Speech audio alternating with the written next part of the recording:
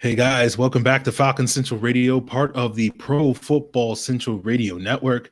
I am one of your hosts, Aaron Freeman, joined as usual by my co-host, Matt Karoly. Today, we're going to be talking about the Falcons' upcoming matchup against the Carolina Panthers. Of course, they made big news today in firing their head coach, Ron Rivera. I'm certain that Falcon fans were a little, or at least some Falcon fans were a little jealous of that move.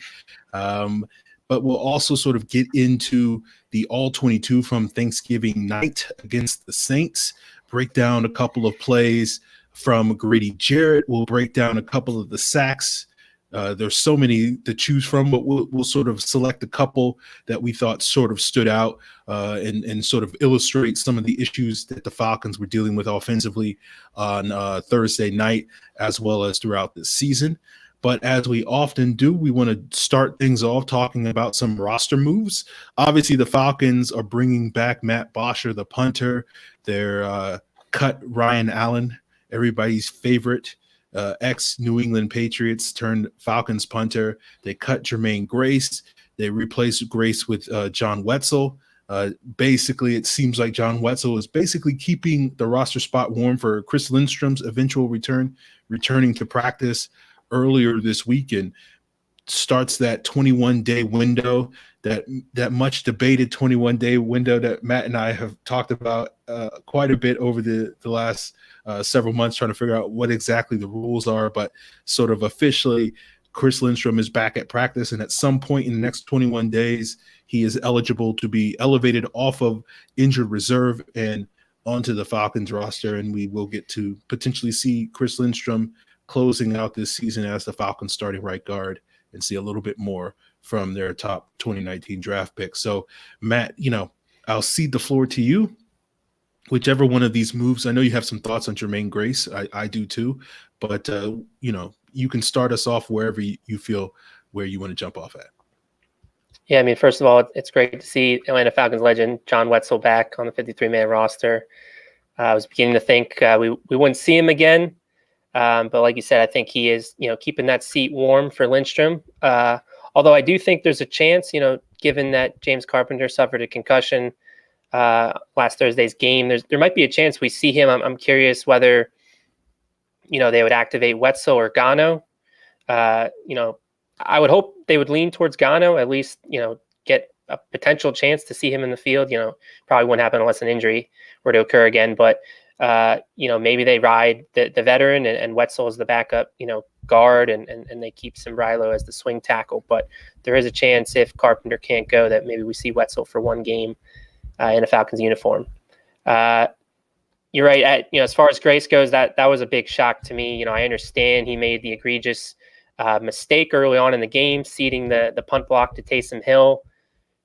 But given some of the poor play consistently we've seen from guys this season, it's a little frustrating that the leash would be so short for him. He was highlighted by Rodney Harrison as being the guy that I guess didn't pick up Vita Vea on the trick play the Bucs made in the previous game that allowed the touchdown to Vita Vea. Again, I credit more the play call than necessarily Grace's mistake. And again, Grace only has played 6 total snaps on defense this year. So really, to cut him, it seems like they're cutting him because of the mistake he made on the punt coverage team, ceding that punt block. So again, it's unfortunate because he's a guy who's still young, still could be kept in that developmental pipeline for a future head coach to potentially, put him out there and see more playing time. Because again, he's an athletic linebacker, fits the mold of what you're looking for in today's pass-happy NFL. So again, disappointed to see him go. With him gone and the fact that they didn't make a corresponding move necessarily to replace him on the defense, it seems like Kamal Ishmael is going to be that guy that goes back to his more natural linebacker position. So I guess that's the one positive here is that, we had said, we talked quite a bit, me and you, about Ishmael not being a great fit at strong safety and his best fit's at linebacker. So it seems like we're going to get that again because, one of my small takeaways from Thursday's game was, both Ishmael and Jamal Carter were active, and yet Carter was the other strong safety seen on the field at times. So looks like Carter will be the backup strong safety for the rest of the year, and Kamal Ishmael will replace Jermaine Grace as that fourth linebacker. So again, disappointed to see Grace go because, I thought there might be a chance the Falcons could keep him at least next year as like a restricted free agent. And now that seems like it might be in doubt. Yeah, I'm with you on that. Yeah, if you're a Jamal Carter stan, then this is a positive move in that regard, because now we're going to probably continue to see him at strong safety for the remainder of the year. He's had some positive moments this season, so he's in the pipeline potentially as sort of being the backup to Keanu Neal upon his return next year. Obviously, longtime listeners of this podcast know sort of where we sort of stand on who should be the backup strong safety. But it gives an opportunity for Jamal Carter to sort of steal Sherrod Neesman's thunder a little bit, and we'll just sort of see what he can do the rest of the season. But yeah, I'm with you on Jermaine Grace getting cut. It's unfortunate. I can recall many years ago, the Falcons gave up a punt block, and Sean Schillinger, their backup safety, gave that up and got cut the very next week. So it's not the first time this has happened. Yeah, it's life. It's life of players on the bottom of the depth chart, basically. If you make one mistake like that, it tends to stand out and you get scapegoated. And that's, I think, what happened with Grace. Yeah. It is what it is. I hope Jermaine Grace gets an opportunity elsewhere, because I do feel like he is a very talented player, and it has an opportunity to be at least a quality backup someplace in this league at the very least, and has some starting potential if a team could develop that. So hopefully he catches on and can prove me right, and I can tweet 2 years from now about like, oh, the Falcons should have kept Jermaine Grace, and keep that brand going. But the other thing that we want to touch on, but before we get to the All-22, is that the Falcons seem like they're going to be getting a bunch of players back from injury. Austin Hooper is coming back potentially this weekend, coming off of that MCL sprain. Missed the sort of 3 games that I can't recall if we originally were thinking that he would come back after Thanksgiving for this Panthers game. I think that's what we said. Yeah, we had mentioned last week that Vaughn McClure was the first kind of on this story, saying that after the Thanksgiving game was probably most likely for him. And Julio Jones is I don't think he's back practicing, but Dan Quinn did give some optimism that basically said that there was a better chance that Julio could have played last week if the game had been on Sunday as opposed to Thursday.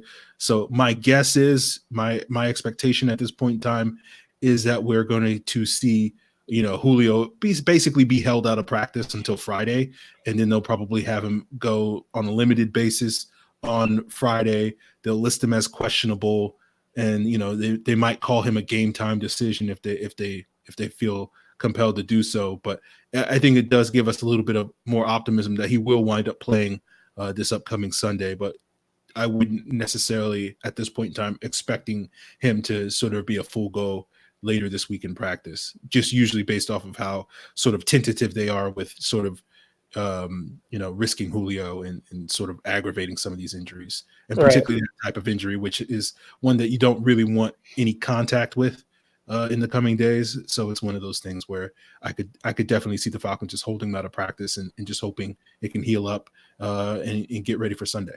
And Dan Quinn did mention in practice his press conference on Monday that, had the Falcons Saints game been on Sunday, there would have been a better chance he plays. So that's a good indication that they're pretty optimistic of his chances. But I agree. I think they're going to probably hold him out of practice. I mean, he's been getting the veteran treatment, I think, anyways, even before the injury on Wednesday. So definitely wouldn't expect him Wednesday. Wouldn't expect him Thursday because of this injury. And then Friday, I'm sure he'll be in a limited fashion of some sort. And then that'll probably give him a status of questionable, but with the positive mindset that he's going to play on Sunday. So we'll see. But I'm optimistic about him. And then obviously, I think the last bit of news, Chris Lindstrom returning to practice, I think, is the biggest news of the week. Opens up that 21-day window that we've talked about, speculated about, but now know that, it's officially when you start practicing, and now, he'll have 3 weeks if they need that time. before activating him off IR. But I think there's a chance he plays Sunday. Dan also mentioned on that Monday press conference that if he does play Sunday, it'll be in a rotation. So I'm not necessarily excited about that. I'd rather just wait until he's 100% and then just, give him those reps because, I've never been a fan of that for continuity purposes on the offensive line mid-game. And we saw it last year with Ben Garland coming in for a snap.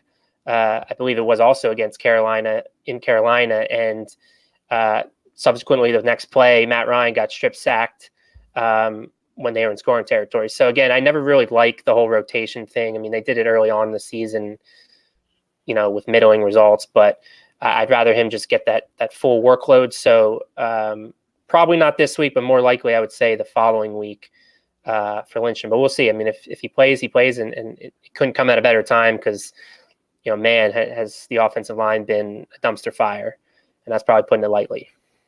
Yeah, and we'll talk a little bit more about the offensive line coming up on our All 22 review, but we do want to start things off talking a little bit about the greatness known as Grady Jarrett.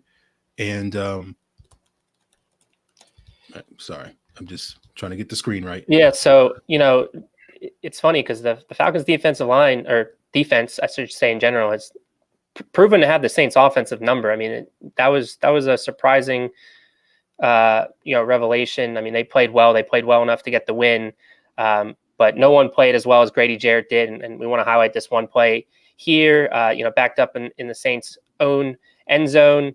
Grady Jarrett's the 3-tech over Larry Warford, and he does his patented swim move, which when Aaron plays it right here, you'll see, the offensive line kind of slants down. So he actually does the swim move over Ryan Ramczyk and is able to, get in the backfield and make the nice tackle for loss. I mean, Grady Jarrett was an absolute force in this game in the run. Didn't show, out in the pass rush, but no one really did. I mean, Drew Brees, typical, getting the ball out of his hands very quickly. I believe Next Gen Stats had him at 2.28 seconds, which again, that's vintage Drew Brees. So there wasn't a lot of opportunities to really affect the quarterback. They only had one quarterback hit in the entire game. But again, Grady Jarrett didn't allow that to keep him from making an impact in this game. And he did so. I think he had 6 tackles, 5 of them solo, and a bunch of run stuffs like this one deep in the Saints territory. Absolutely. All right, let's move on to the next play. So that was him at the 3-tech. The other one we wanted to highlight is just to show off Grady's versatility. This play here is at the 1-tech or 0-tech. I believe he's directly over the center. And again, this was a position Grady played early on in his career in the Falcons. And again, it's not his best position because his best position, you want to get him in that one-on-one matchup. But I mean, here you can see right here, he's able to take on the center, then take on the double team from Nick Easton, the left guard, control the point of attack, not give up any ground. And again, it's just textbook stuff from Grady Jarrett, and it just speaks to his versatility, speaks to his overall game. Whether it's 0-tech, 3-tech, 1-tech, he can do it all for you, and he's going to be a great piece for whoever the future new defensive coordinator does, and whatever system he wants to run. Grady Jarrett has proven throughout his career he can be a versatile piece in any type of defense. So we're going to switch to the less than positive side of the film and highlight a couple of the sacks that the Falcons gave up. They gave up 9. This is the first play of the game. You're going to basically see the Falcons, try to run some quick hitters. They're going to run Devontae Freeman's going to run it out into the flat. They're going to try to get Christian Blake lined up on a speed out against this linebacker. Carson Myers split wide in the slot is going to run out as well. They're going to try to chip these ends and get a quick throwing lane for Matt Ryan to both sides of the field. Matt Ryan is going to look initially to his right and then quickly go back to his left. And by the time he goes back to his left, Marcus Davenport has recovered from the cut block. As you guys will see, I'll let it play out full speed so you guys can see it. And then we'll sort of rewind. But you can sort of see initially he looked for his right, potentially looking at either this matchup to Christian Blake against the linebacker or Carson Meyer against the slot defender. And then he's going to peel back to his left, and you'll see him basically have a defender in his face. You can see the blocking a little bit better from this end zone angle. And I know, Matt, you had some thoughts on the idea of having Carson Meyer out there on the first snap of the game. Well, yeah, you had pointed out to me, off the air, that one of the things you've noticed throughout the last couple of years is the fact that, like, first play of the game, Falcons are usually coming out in their run-heavy personnel with having their second tight end as opposed to their starting tight end. And, doing so with a practice squad player and Carson Meyer making his first probably career NFL start, I would think. I'm not. Yeah, he was an undrafted rookie this year, right? So. Yeah, was it this year or last? I think it was this year. Okay, yeah, I think you're right. So, I mean, coming out with, your undrafted rookie free agent tight end, first snap of the game, Ryan's not going to really trust him enough to pull the trigger on that out route, but he's one of the first reads on the progression. So, it's a bold strategy. I'd rather have seen it. If Jaden Graham was out there, Ryan's probably more willing to pull the trigger on that out route at the top of the screen, and then you have a somewhat decent completion, and you're not, putting yourself behind the 8 ball to start the game. Because again, when the offensive linemen are tasked with chip blocking, that ball needs to come out quick. I mean, they did their job for the most part. I mean, credit Marcus Davenport, Cam Jordan, the dexterity on them to maintain on their feet. I mean, that's a pretty good chip block by McGarry, and Cam Jordan was able to withstand it. And I mean, he didn't really affect the play like Marcus Davenport did with the sack, but you can't necessarily put that too much on the offense line. I mean, I still think it was somewhat of a coverage sack. I mean, there was windows to throw. And again, I think if Jaden Graham was out there, that ball is probably out there. But, this is a tough one. And again, it's a weird strategy to put out, again, your fourth tight end, your undrafted practice squad tight end on the first play of the game. I'm not a huge fan of that. And again, that adds to the list of some of the things that Dirk Cutter does that it's very frustrating as a play caller, and to do that on the first play of the game, really set them back. Yep. And it's reason number 412 why the Falcons should have signed Logan Paulson this past week. But yeah, no, you're not wrong. You're not wrong. I mean, I know we talked about it last week, just based on the history of their moves the last couple of weeks, it probably wasn't going to happen, but yeah, it would have certainly came in handy there. So this next one, this is a fun one, and I use fun very, very, very, very loosely. I mean, this was a weird schematic, it just fell apart of the schemes from a schematic standpoint, and you can see it probably better from this angle. Falcons are what appears to be sliding the protection to the right. So, the theory is that, McGarry will pick up Jordan. He should get some help from Brown, although Brown is occupied with Mack and I believe Shai Tuttle maybe over the nose. And, one of my first takeaways when I saw this on the broadcast angle is what's Wes Schweitzer doing? You thought maybe he's the one that's supposed to be helping out Mack, but that didn't end up happening. Devontae goes and picks up Demario Davis, the blitzing linebacker from the B gap. And so, Jaden Graham on the left of the screen is chipping.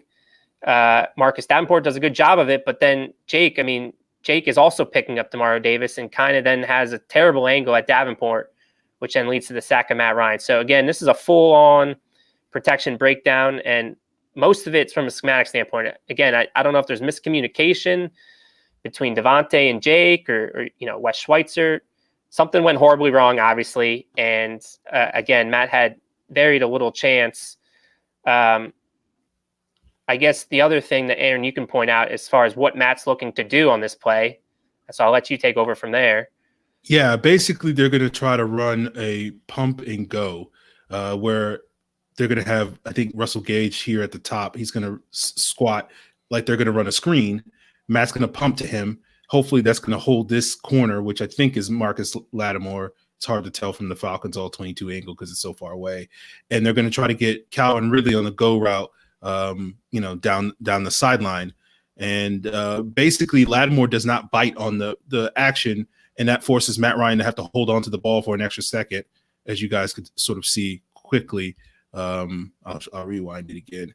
So he's going to pump, and then that's the pump here, and he's going to try to get Ridley on the go route. I know it's kind of the way the screen is kind of blocking you guys from seeing that at the top. But basically, what you can see if you watch Lattimore, basically he doesn't bite on that, and that forces Matt Ryan to sort of have to wait a little bit longer. And by the time that happens, Davenport has beaten Jake to get that sack. So there's the pump. And then because of that extra hitch that he has to do because Lattimore doesn't bite on that play, leads to Davenport's ability to sort of finish the play. So I mean, basically, even if the protection breakdown didn't occur, it likely leads to a coverage sack anyway, or at least Matt Ryan having to evade the pocket and throw it away. Because you're already seeing at this point in the play, Matt is giving up on the throw and looking to get out of the front pocket. Right. So it's a combination of questionable protection call here, because essentially on this play,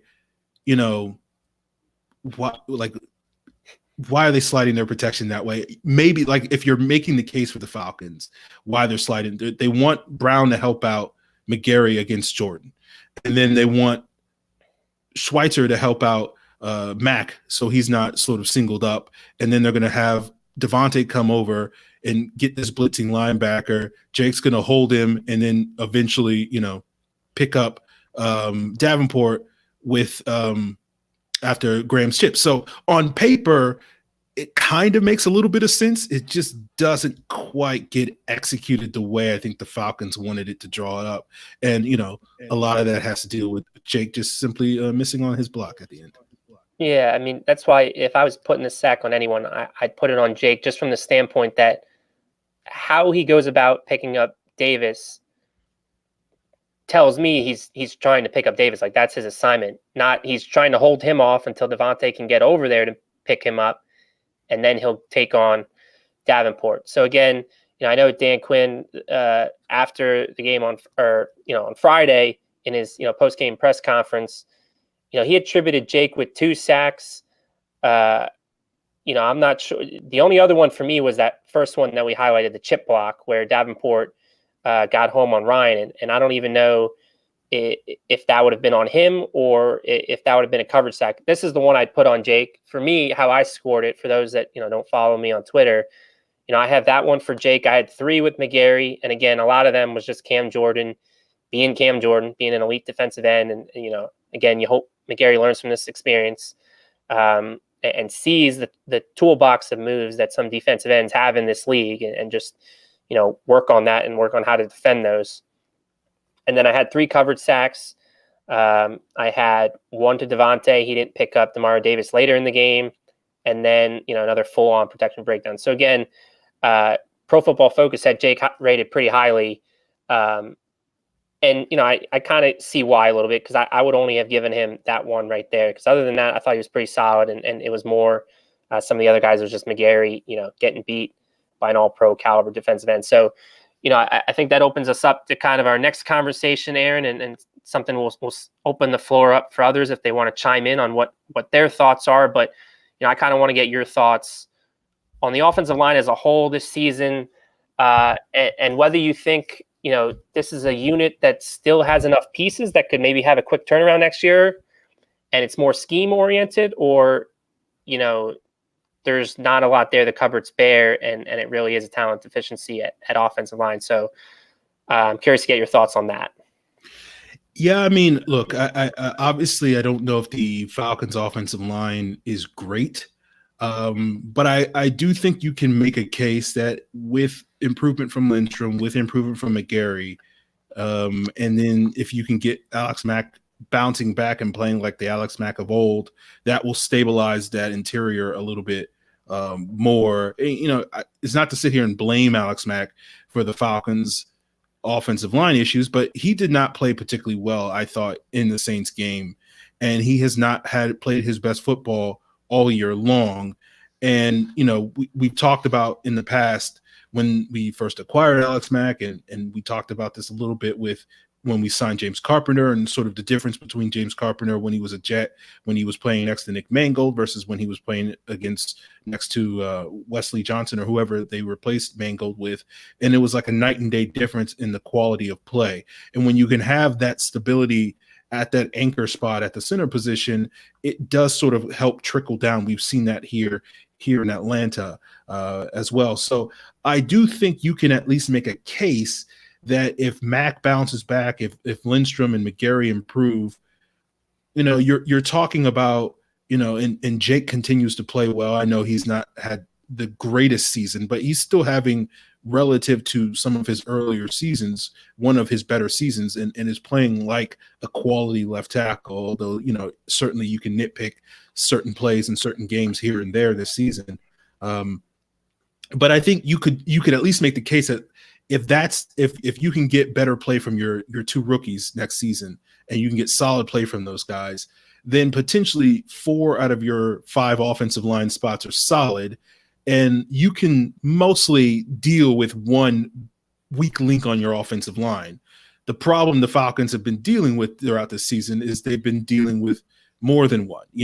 You look at both guard spots, they haven't had great play from those guys this season. Again, as I mentioned, Mack has not had his best season. He's played better as of late, but certainly that first month coming off of that elbow injury he had early in the season, he did not look good at all. And obviously Caleb McGarry has been up and down as well, and giving you problems there at the right tackle. So, really right now the Falcons have basically been playing with 4 questionable offensive linemen throughout this season. And if you can sort of reduce that down to 1, I think you can turn this offense around.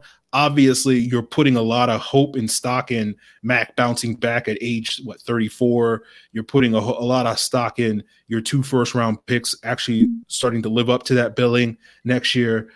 So those aren't necessarily slam dunk safe bets, 100% guarantees. But I do certainly think that with a different coaching staff, with a different blocking scheme, that you could presumably bring back all these current pieces and get significantly improved play. But a lot of that depends, I think, a lot on who you hire as your offensive line coach and whether or not that guy can get more out of particularly the young guys in Lindstrom and McGarry than certainly what you could argue Chris Morgan has gotten out of those guys this season. Yeah, I think the thing with me for Alex Mack, and I agree with all that you're saying about him. I mean, he hasn't played up to the level, the standard that we've been accustomed to. And again, how much of it is that elbow injury that, at first looked pretty gruesome and looked like something that could shelve him for the year. It's the second level blocking. I mean, we talked quite a bit about the second level blocking being a big key to the success of, the offensive line, at least when it comes from the run standpoint, obviously. We haven't seen that. I know Cutter's gotten away from quite a bit of that stuff. And, again, I don't know if I'm not going to give him the credit and say like, oh, he's realizing that Alex Mack maybe isn't capable of making those blocks, or he doesn't have the guys capable of making those blocks. But, that's the thing that I struggle with, that again, because, and I want to get your thoughts too on this. We bring up scheme, and, I still think the zone blocking scheme is the way to go for this team moving forward, given the pieces and in particular the outside zone scheme. Can Alex Mack still successfully run those looks? That's what I question a little bit. And again, if they can get this run game going a bit more, I mean, again, it balances out the offense. It doesn't put everything on Matt Ryan's arm. That would be a welcome addition in Atlanta. So, for me, one, I mean, again, that's my biggest concern with Alex Mack, is if he can still do that, and do they need to turn to the draft? And that's why that'll be one of the biggest question marks I have in the offseason is what a future GM or future head coach decides to do with Alex Mack. Because again, is that $8 million savings worth it compared to having a guy that, might not be able to run the offense the way you want to? Or is just having his experience in there, especially if they do bring in a rookie next to him at left guard, that's his successor, does that mean more than the $8 million in savings? And again, I'm curious, I mean, do you still see the zone blocking scheme as a fit for the Falcons, or would you would you rather them go to more man blocking? Well, I don't know if Alex Mack is a big factor in sort of what the scheme I want to run. I think the reason why you stick with the zone blocking scheme is because I don't think Jake Matthews could play well in a man blocking scheme. I think you're basically taking arguably your best offensive lineman in Jake and putting, a square peg in a round hole. And this is, to me, this goes back to one of the things I thought the Falcons did poorly in the Mike Smith era. And one of the reasons why Sam Baker, in my opinion, did not live up to his billing is because the Falcons had him playing in the wrong blocking scheme. And it was only when, basically at the end of Baker's career, when they brought in Jake Matthews, did they switch to a blocking scheme that actually fit what Baker did. And by then it was too late. The injuries and the money wind up catching up to him. I'm not as concerned with Alex Mack's ability to fit in a blocking scheme. He certainly hasn't been as effective this season as he has been in previous years, but I don't know if it's due to a diminished ability. I think a lot of that may just simply be related to him not being healthy. And if he's healthier next season, then I think, you roll with him. From my personal standpoint, if Alex Mack wants to play next season, then he should be allowed to play. I just don't necessarily see, unless it's like a first round pick or a top 50 pick, I don't see a rookie coming in and giving you more than what Alex Mack could potentially give you there at that center position. And I don't really see any free agents out there that I'm sitting here saying like, oh, that guy's a capable replacement for Alex Mack and is going to give you, really even more than what Mack has been giving you this season, which hasn't been great again, but still is serviceable play from the center position. So I think sticking with the zone blocking scheme makes a lot of sense because it better fits the Falcons personnel that they're going to have. But it will be interesting to sort of see if they hire a head coach, like particularly someone like a Greg Roman or Jim Harbaugh, who doesn't really run that blocking scheme. And so what does that change in terms of the type of personnel that the Falcons are going to try to acquire? Is that leading to them square pegging some guys?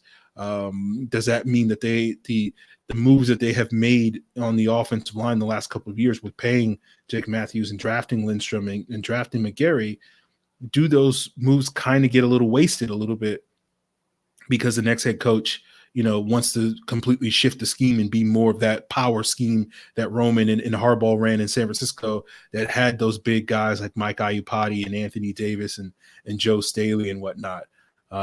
So that is going to be an interesting wrinkle that could, throw some, an interesting wrinkle into sort of what the Falcons do and the Falcons offense's ability to rebound potentially next season. No, yeah, it's all great points. I mean, you look at McGarry, you look at Lindstrom, you look at Matthews, and then, even Mack. I mean, those are all athletic guys. They don't fit in that phone booth type of man blocking scheme. I mean, they're best when they're out in space in the run game, letting them show off their athleticism. And so that's why I think it's crucial that if they do bring in an offensive-minded guy, I want to see them keep the zone block system. I want to try to get as close to the Kyle Shanahan playbook as you can get. And that's why, I'm big on Stefanski because he's now running Kubiak's offense and he's having great success doing it. I think the Andy Reid West Coast offense that Bieniemy, is the right-hand man in Kansas City. They haven't necessarily been big on the man blocking. At least I don't think so. I don't recall too many, big maulers necessarily in Reid's tenure. So I think he would fit. So it is important that you get the right fit because they have put a lot of draft capital and investments into these guys. And, that would only set back any potential quick turnaround that the Falcons would do in the future if they brought in an offensive-minded coach that's, more centered on running the man blocking system and getting maulers in there. I mean, that's asking for a full rebuild. So that's why, I said in my article that I published today on Rise Up Reader, this is an important hire. This is Arthur Blank's most important hire, just from the standpoint that, Matt Ryan's got, a somewhat finite window. I feel like to really still, hoist the Lombardi. And if you want to get it done, you got to bring a guy that fits with a lot of the key personnel that the Falcons have kind of locked in for the next couple of years. So it'll be very interesting over these next 2 months to see what happens there. And, we can only hope that Arthur makes, the right move. So I don't know, again, floor's open, willing to take callers, get people's thoughts on this. I don't know, Aaron, do we have any chat questions at this moment on any of this stuff? That we can answer? Not seeing anything immediately jumps out to me. Okay. But I guess that for those of you guys watching live on YouTube, by all means, hit up the chat to get we do have a couple mailbag questions that we can get to. We might save those for the very end of the show. I guess if we don't have anything other to say about the offensive line, I guess talk a little bit about this Panthers matchup. Maybe, start off with the big news around Carolina, and that being that, Ron Rivera is no longer the head coach. After 7-8 seasons, I think he started in 2011 with Cam Newton. Took them to a Super Bowl. Winningest coach in Carolina Panthers history is Ron Rivera. And, again, he brought them, 3 division titles in his tenure. I mean, again, a good coach. It's unfortunate to see him go into these circumstances. Again, I think he's going to land on his feet. I had speculated on Twitter today. He was kind of a guy I had in mind as a defensive coordinator pairing for a potential Eric Bieniemy staff. Eric was a running back on the Eagles in 1999 when Rivera was the linebacker coach under Andy Reid. So there's a bit of a connection there. So I think that fit would make some sense if Ron was still out there. Ron can get back in the defensive coordinator game, which he did in Chicago. And did he do it in the Chargers? I know he was their linebacker coach. I think he was their coordinator as well for a couple of years, if I'm not mistaken. And then he got hired. That sounds right. Yeah. Then he got hired by Carolina. So again, successful defensive coordinator. I think, I have to do more homework and research on that. But I think he would be a good fit in Atlanta as a defensive coordinator with Bieniemy. But again, I think there's an opportunity that he gets another head coaching gig, and the spot that everyone's speculating that makes a lot of sense is New York. Dave Gettleman, the GM there, former GM of the Panthers, probably going to be in need of a new head coach. I think there's a chance that Ron Rivera could potentially link back up with him. So that'll be something interesting to watch over the winter. So now the Falcons are going to face an interim head coach. They're going to face Perry Fewell, which is interesting because Perry Fewell is his first year on the staff. I know we had speculated, if the Falcons ever hired Dan Quinn in the middle of the season, who would they, hire or, bring on as the interim. And, I was always skeptical of, someone like Mike Mularkey because of the fact that it was his first year on the staff. But, we see here a perfect example of Carolina looking past that and having Fewell be the guy. Fewell was an interim coach with the Buffalo Bills in 2009 when Dick Duran got fired. So not sure what to expect. I mean, the Falcons faced 2 interim head coaches last year.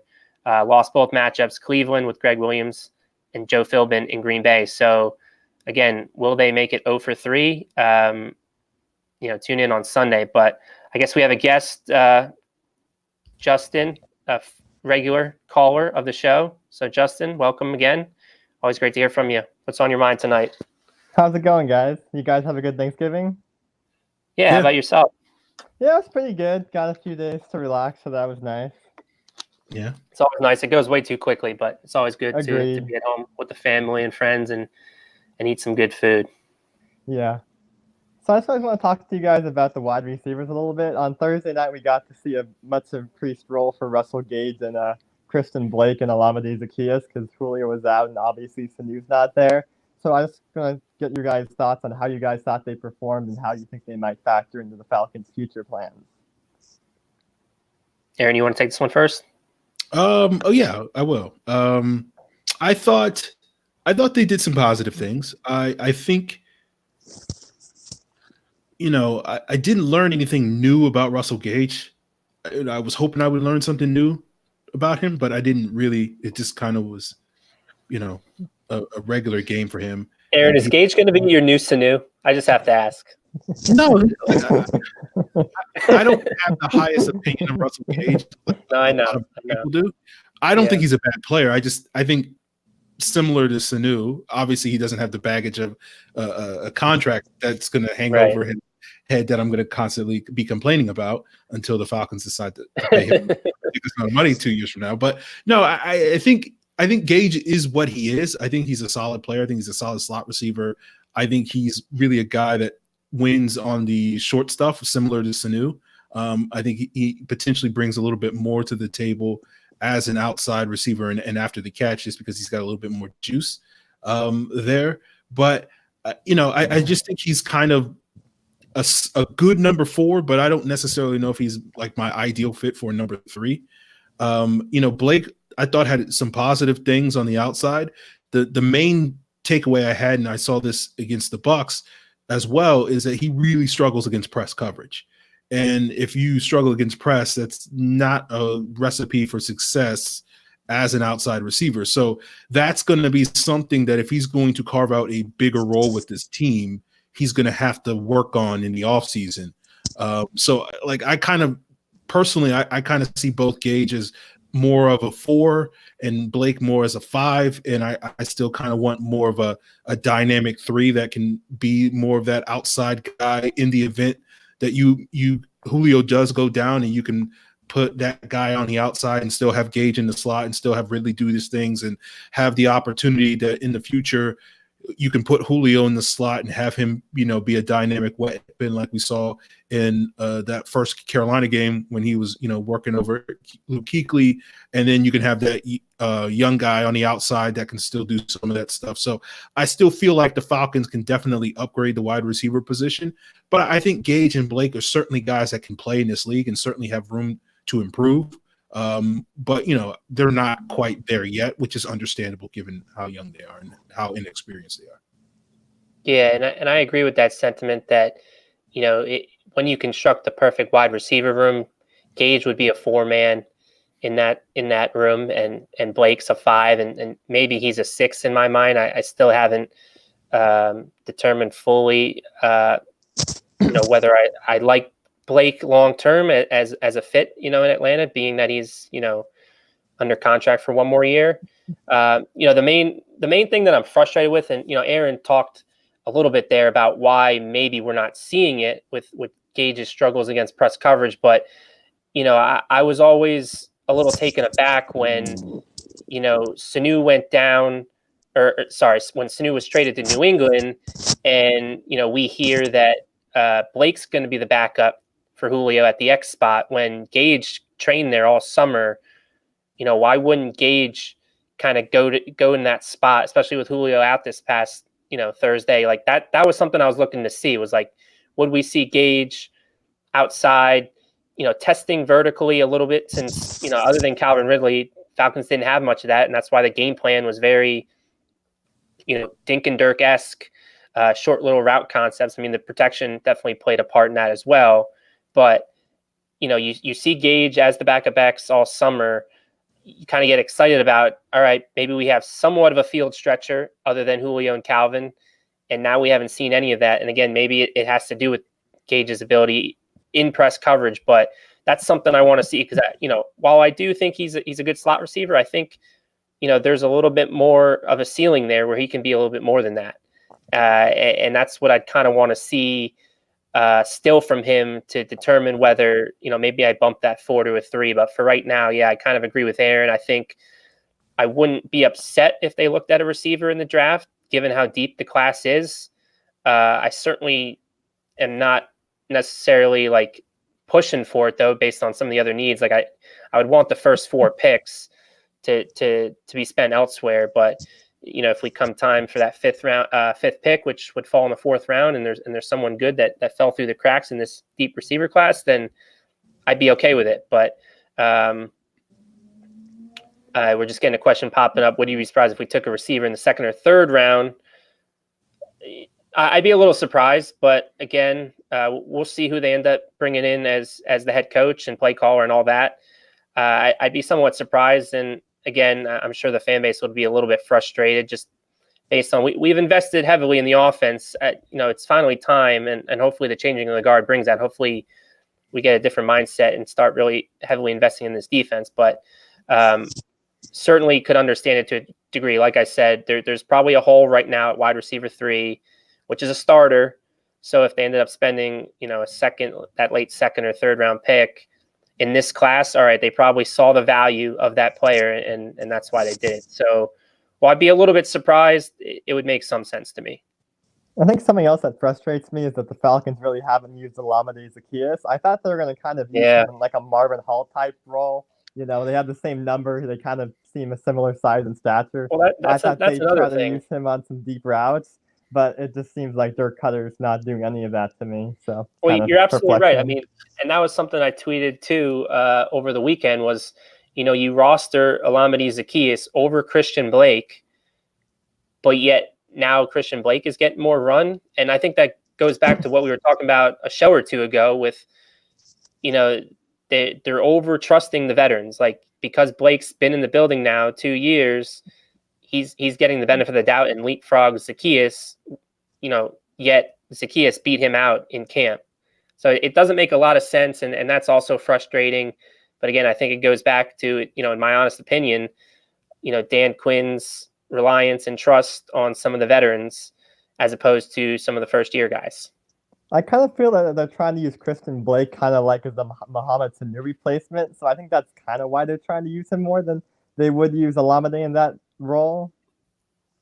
But I think Olamide could fill that role as well. I mean, I believe at Virginia, he got most of his snaps in the slot and, was very productive there. So he can do that. I think he can be a guy that can go out wide and beat press. And, there was a play, I think it was in the bowl game that Virginia had this past year where, they ran a play that reminded me very similar to what they ran with Taylor Gabriel against the Eagles several years ago, where it was a double move and beat the corner. And Zaccheaus did the same thing. Now, unfortunately, with Zaccheaus, the quarterback didn't look his way. But certainly you see things like that and you see how a guy can get featured and you'd like to see it. And so far, we're not seeing it. And again, I just think it goes back to not necessarily trusting some of these rookies. I mean, Dan Quinn's obviously playing for his job. So the younger guys get pushed to the side a bit.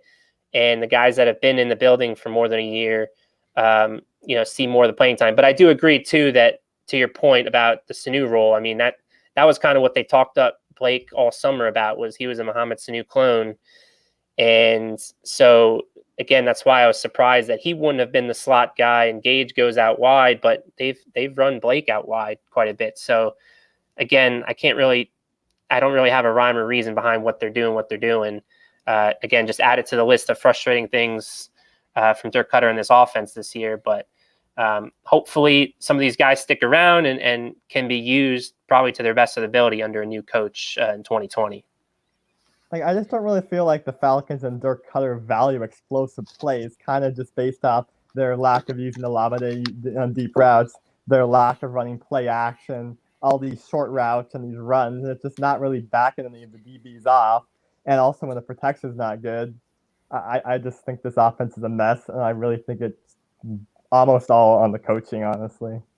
Yeah, I mean, you're preaching the choir, Aaron. Do you have any other thoughts to add to that? I mean, no, kind of where we're at, right? I'm going back into the dark headspace I was at when I found out that they weren't keeping Marvin Hall, and I was sitting there being like, this is peculiar. Why are you letting one of your more explosive players go? Yeah, it's even worse seeing Marvin Hall. Like, he's got like 2-3 explosive touchdowns with the Lions already this year, and every time I see it, I'm like, yep, why not tender him for less than $1 million like you could have?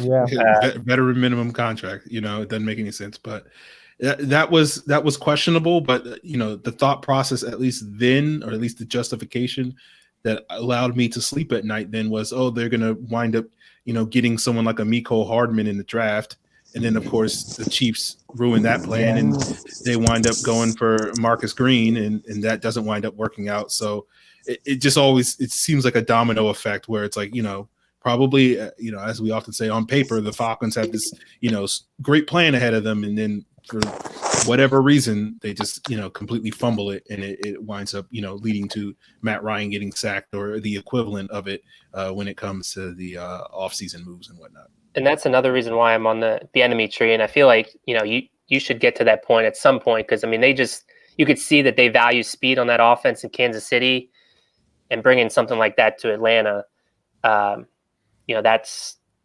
That's where you win nowadays in the NFL. You get those matchups and you win with speed, and Bieniemy can bring that to Atlanta. So that's why he's very high on my list of potential coaching options. I think you just want to have a head coach that's you're taller than. Yeah. What do you got against a 5'7" head coach? It's just weird. It would be weird. Where does that rank? Where would that rank him? Is that? He's got to be the shortest guy out there, right? Well, probably this, nowadays, but like in all time, like I'm trying to think of. Like you probably had to go back to like the 70s to get a 5'7" head coach or something like that. It's crazy. He was a running back though, so it's not like he's just a little stocky. No. In his day, Barry Sanders, Emmitt Smith, all those guys. You're gonna tell me if Barry Sanders was your head coach, you're gonna be saying, giving him junk for being a 5'7" head coach when he's Barry Sanders? He's Barry Sanders. I mean, Eric Bieniemy was a solid NFL running back, but he's no Barry Sanders. No, but I think he had 2,000 yards at Colorado his senior year, so still pretty impressive. Yeah, I remember him with the Chargers. He was pretty solid, dude. So, see what happens. I hope he gets a legitimate chance, though. I think he's bided his time long enough in Kansas City. He deserves it. So, all right. Well, Justin, what else you got for us, Justin? Anything else? Yeah. What else you got? Yeah, and when you got to talk about like the coaching search, my biggest fear is the Falcons go out and hire like a veteran like Mike McCarthy or Ron Rivera that's not going to bring anything new to the table now. Yeah. Like if they hire Bieniemy, McDaniels, Stefanski, just any offensive minded coach, I think that would be good. And also like one assistant coaching position, I think the Falcons really need to find somebody good is at the offensive line position, because obviously I heard you guys talk about this earlier. There are some problems. The guard position's a revolving door. McGarry's obviously a work in progress. But I also think Chris Morgan is not doing a good job coaching up the guys, because the Falcons seem to struggle with stunts every week, and it's just been a major problem. Yeah, it's overlooked, but it's honestly one of the more important coaching positions on any staff is the offensive line coach. I mean, they basically coordinate the run game, again, which is, theoretically half of team's offense. So, yeah, it's important that they get that hire right. I've been doing some digging on who, Stefanski, I've kind of put together a Stefanski staff, full disclosare. Okay. You're going to email him when he gets the interview and be like, here's the staff you should put together.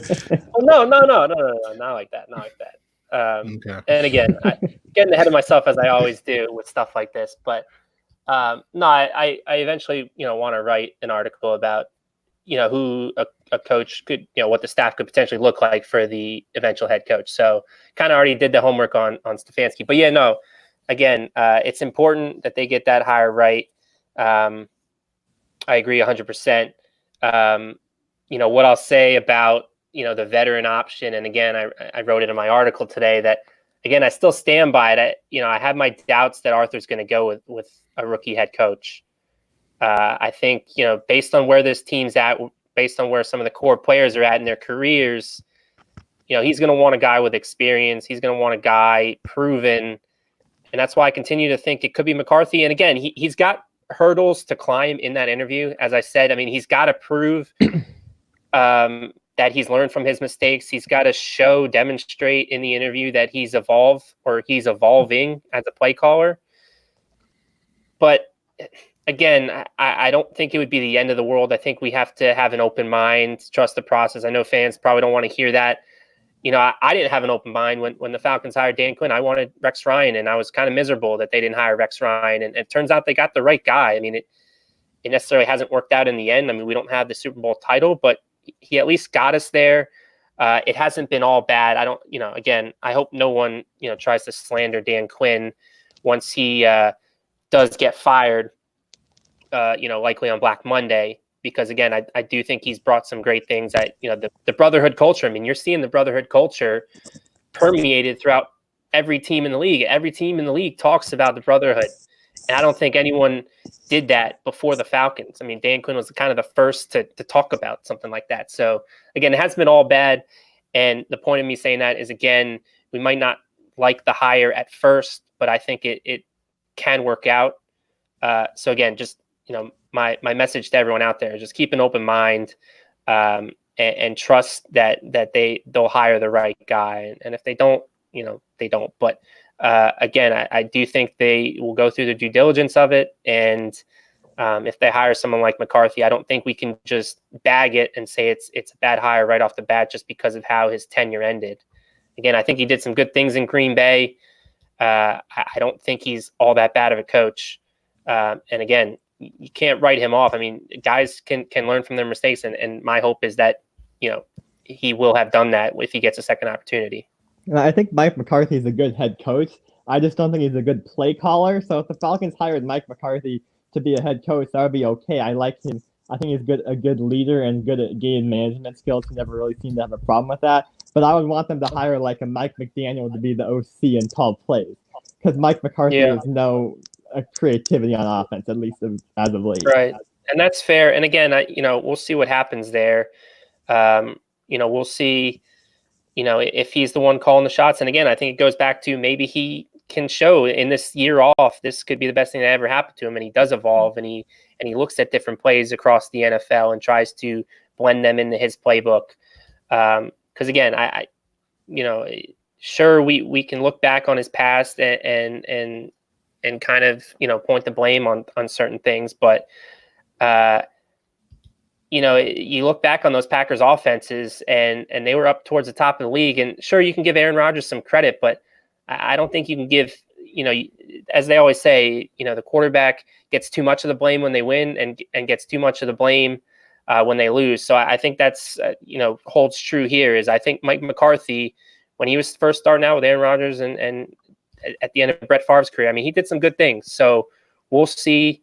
I think it'd be in poor taste to just, dog it and say it's a bad hire right from the get-go. I think if he's the guy, I think it makes some sense, and that's why I'm somewhat open-minded to it, and can see this working and can see him being a good fit with Matt Ryan. So we'll see. I mean, he runs the West Coast offense, which again, a lot of the guys I mentioned in the article do, and I think that's the perfect offense for Matt Ryan. So again, I think that's a starting point for why McCarthy wouldn't be the worst hire in the world. We'll see what happens, though. Again, we're getting way ahead of ourselves, but it's just something to consider, because I think he is a real possibility in Atlanta. Yeah. Justin, we appreciate you for all your good questions and your thought-provoking questions. So we'll let you go for tonight. We look forward to hopefully chatting with you next week, and I'm sure you'll have some more interesting topics for us then. All right. Thanks again, guys. Justin. Have a good night. Talking with you. You too, Justin. Thanks. Well, guys, you can join the show just like Justin by clicking that link in the YouTube chat. For those of you guys listening to the audio only version of the show, that's where it's at. I don't know, Matt, if you want to. Do you have any thoughts on the Carolina game that you want to get to, or should we, jump to the mailbag? What do you want to do? I just looking at the clock, we're getting up close to an hour, so I guess if we need to get these Carolina takes off, right? Yeah. I mean, I'm going to be curious to sort of see what Panthers team shows up. We saw last year when the Falcons took on some interim coaches that they were not well prepared for those games. We saw Cleveland. That was an infamous game where they were not particularly well prepared for that game, and basically Freddie Kitchens running the ball down their throat with those three running back, that wishbone offense. We saw the Packers under Joe Philbin just kind of light up this defense. It wasn't as if this season's the first time the Falcons defense has been bad. We saw that in that game.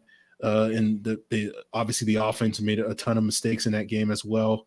That cost them. And we talked about this in the offseason, sort of like the bad luck plays. They had a bunch of them in that game that sort of really hurt their offense. So I'm curious to sort of see if we get the same old Falcons of, this Panther team is reeling, they're struggling, and they kind of are asleep at the wheel and don't really come out of this game, fired up and ready to go. I wonder if they're going to get off to a good start. That's really what was kind of the difference in the last time they played the Panthers, because basically Kyle Allen came out there and completely crapped the bed in the first quarter of that game, and it really gave the Falcons some opportunities to put some points early on the game because their offense didn't play particularly well. And then when I went back and watched the film, their secondary was making all the same mistakes that they had been making for many, many weeks.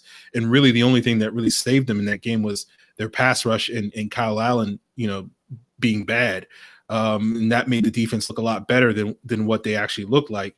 So, and then we saw, again, the very next week against Tampa Bay, the same old issues rise up when their pass rush wasn't able to get going. So I'll be curious to sort of see if we get the team sort of playing with some swagger, playing with some confidence this week, or do we just get the same old Falcons that we've seen for most of this season? And, that's a very winnable game for the Panthers, considering even all their issues. So it's going to be interesting to see what happens. Yeah, I mean, twofold. I'm curious to see if the pass rush shows up, and makes a return and shows out like they did in that first matchup. Because again, I think that was the key to that game. On the flip side, the Panthers have struggled against the run all season. They struggled again last week against Darius Geis, Adrian Peterson. Yet the Falcons didn't have any success against them in that regard. They're like at all against the Falcons, right? They're like the only team that had success. So can that change? Will that change? I'd like to see Devontae get going because I think that could help get off to a fast start. Having that, because again, I don't, we talked about it on, when we recapped the first meeting, I didn't think the offense played that well. I mean, there was a few hero ball plays here and there by Matt and Julio and Calvin that really was the difference from the offense standpoint. I mean, the defense was the real star of that show. If they can carry forward their good performance from New Orleans, then yeah, maybe we can get another good Falcons show. But like you said, we've seen more of the bad than the good this year. So I had my doubts. I'm curious to see. You talked about Kyle Allen struggling with Perry Fuel being the interim. Will we potentially see Will Grier, their third-round pick, if Kyle Allen gets off to another slow start? I mean, I gotta feel like they want to evaluate him somewhat these last 4 games, just to determine whether they have anything there. How aggressive they have to pursue quarterback. I would still think it wouldn't deter them. There's also the question of bringing Cam back, but that's a topic for a different day. So I'm curious, if we see Will Grier, I always get hesitant when the backup quarterback comes in because, typically, you're not game planning for that. And, we've seen, lesser quarterbacks look like Joe Montana against this Falcons defense. So, if Will Grier was to come in somewhat early in the game when the game's not out of reach, that could be, an ultimate wild card, and wouldn't be shocked in the least if he could pull off a victory for them. So that's a side thing to file away that, maybe we see Will Grier now that Ron Rivera's gone and Perry Fuel might just be acting as a sort of puppet to what the front office, wants to see and evaluate the rest of the way. So again, you never know what Falcons team is going to show up. Now with the new head coach, Perry Fuel, we don't know what Carolina team's necessarily going to show up, what kind of changes they're going to make from that previous meeting. So it should make for an interesting game. Again, I kind of had been dubbing it as another get-right game for a Falcon opponent. Panthers are coming off 4 straight losses. So it wouldn't shock me if they win one for the interim head coach. Just like the Cleveland Browns and the Green Bay Packers did last year against the Falcons. Yeah, I mean, them having a new head coach doesn't make me it makes me like 2% more confident in the Falcons, because I've already seen the Falcons lose to interim head coaches when I thought, they'll roll over Greg Williams, they'll roll over Joe Philbin. And yeah, if anything, it makes me less confident. Yeah. Now. So yeah, I'm surprised to hear you say it makes you 2% more confident. I 2% more confident because I don't know, unlike those teams, unlike particularly the Browns. But then again, because they promoted, because they fired Todd Haley, and then they promoted Freddie Kitchens, and he threw all those wrinkles out there. And I do wonder a little bit with the Panthers because, the reports are that, Scott Turner is now officially the offensive coordinator. Does that mean that he's taking over really? play calling from his dad? I don't know. Like, is he taking over play calling, or is Norv Turner, because Norv Turner is now like the assistant to the head coach now. So is he going to still be the play calling, but also sort of helping Perry Fuel, be the head coach, be the co-head coach? Or is it now like, okay, Norv Turner's going to be the special assistant to the head coach, and then Scott Turner's going to now call the play? So whatever that wrinkle is, they could throw some things at the Falcons that they're not prepared for because they're preparing for the exact same Panthers team that has shown up, for the first 12 games this year. And then the Panthers do, 4 things different. And all of a sudden the Falcons, and particularly this defense, they're not – you have zero confidence in this defense to be well prepared for any football game at this point in time. So just like any new wrinkles that the Panthers throw at them, they're going to basically be running around with like chickens with their head cut off. So it does kind of boil down to the pass rush kind of going to have to sort of stabilize things for them. If they can just get consistent pressure on the quarterback, then basically that breaks the offense. So it doesn't really matter what Scott Turner or Norv Turner do this week because their quarterback won't have enough time to throw the ball, or Christian McCaffrey won't have the room to run or anything like that. So it's one of those things where, if anybody's sitting there thinking, oh, the Panthers have a new interim head coach, the Falcons are going to roll. Maybe, hopefully that happens, but I would probably be a little hesitant to buy into the Falcons hype. I'm really more in a wait and see mode at this point. I think the Falcons will win, but it's about like a confidence level of a 2 on that one. Yeah, I don't know if you didn't learn anything from last year's matchups with the interim head coaches. I don't know what to tell you. I wouldn't be too confident. I wouldn't be any more confident, any less confident. I mean, we saw kind of 2 ugly performances from the Falcons these last 2 weeks. I don't see why there'd be a reason to be confident heading into this matchup with a team that, again,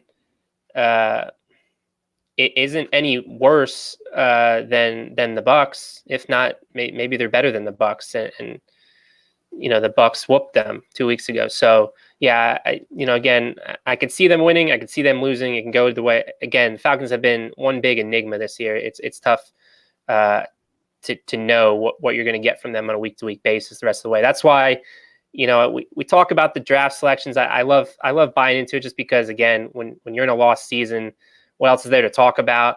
But, this team could mess around and end up with 6 wins and be a 6-10 football team with their only loss coming against the 49ers. So you don't know. I mean, I think at this point, we probably hope that doesn't happen.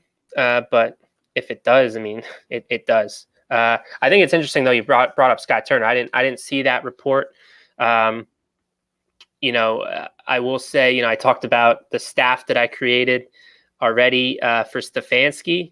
Scott Turner is on that list. Him and Stefanski kind of go back to their days in Minnesota a bit. So I'll be interested to see what he can cook up if he is sharing the play calling duties or taking over the play calling duties. Because again, he's a guy that I could see Stefanski not necessarily making his offensive coordinator, but certainly playing a big part in play calling and game planning. So I'm curious to see how he does. I know, when he was in Minnesota, I don't believe he had. I know his dad was the offensive coordinator there, and he was the quarterback coach. I don't believe he had much of any experience there, but this will be a good kind of audition for him, to the masses. So again, something to watch for. I'll be curious to see how he does, and that definitely adds a wrinkle to this matchup for sure. I just love it that you already have Kevin Stefanski's coaching staff already. Yeah, I'm setting myself up for one big disappointment, aren't I? It's going to be great. It's going to be great. It goes back to what we were talking about with Justin, and sort of what you were saying. Like, history has taught me well. Don't have expectations with the Falcons when it comes to certain things. Just be like, I'm just going to roll with the punches. They'll do whatever they're going to do. I probably won't like it. Eventually I'll come around on it, and it. Were you ever not in my position? You were in my position though once where you did like have all these expectations. Oh, absolutely, absolutely, and the Falcons beat it out of me. So yeah. it's just one of those things. The Super Bowl. I mean, if that didn't beat anything out of any of us, and we still keep coming back for more, I mean, I don't know. We'll never probably change when it comes to some of this stuff with the Falcons, but.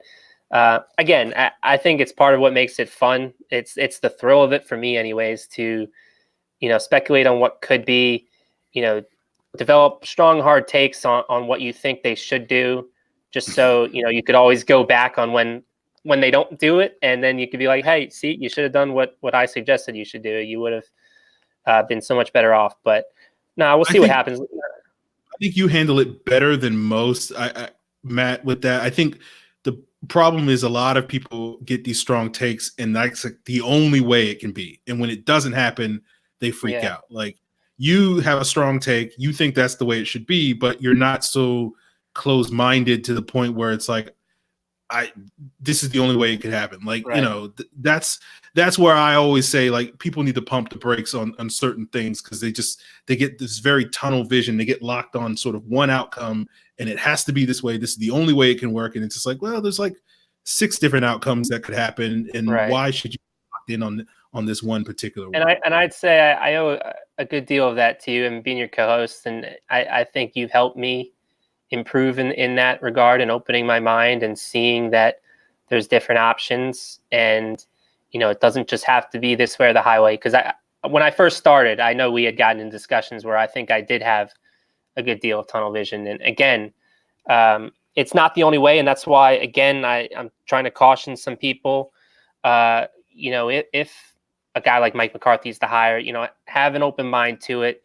If it's a different veteran option like a Jim Harbaugh, I mean, I know we talked about the blocking scheme not being a fit, and that's certainly something to harp on, but have an open mind to it. I mean, there's quite a few options of how this can go where it comes out looking okay for the Falcons in the end. So again, I credit a lot of that to you. Again, your experience and stuff. I know we sometimes have our debates, and people are curious whether it's personal or whatever, and it's not. For me, it's all in good fun, and I just think it makes us better, and hopefully we can educate some people along the way in some of these discussions. Yeah, we've gotten a lot better at not. Yeah, we don't do it as much. We don't do it as much. Yeah. You can catch me on a certain day, and I'll certainly snipe back. But most of the time, I think we both understand that it's one of those things where it's like, it's trying to see the other person's perspective, and it's not just like you're wrong and you're an idiot, that a lot of the Twitter debates often boil down to. And I would say, for whether we're talking about coaches, whether we're talking about draft picks, particularly with the coaches, there is no perfect hire, guys. Like we talked about, there's pros and cons to any hire that the Falcons could make. There is no sort of notion that, whoever this person who is at the top of your list as, the potential candidate, whether that's a Kevin Stefanski or Josh McDaniels or Greg Roman or Lincoln Riley or a Don Martindale or Chris Richard or whoever you guys have at the top of your list, Marvin Lewis, Ron Rivera. There is no perfect hire. There is no guy that is a flawless candidate. We can sit here and poke holes in anybody. We can sit here and find the positives in anybody here.